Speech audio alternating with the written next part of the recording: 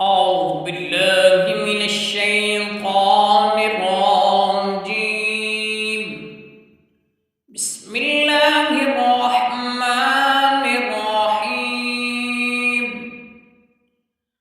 اللهم رب هذه الدعوة التامة والصلاة القائمة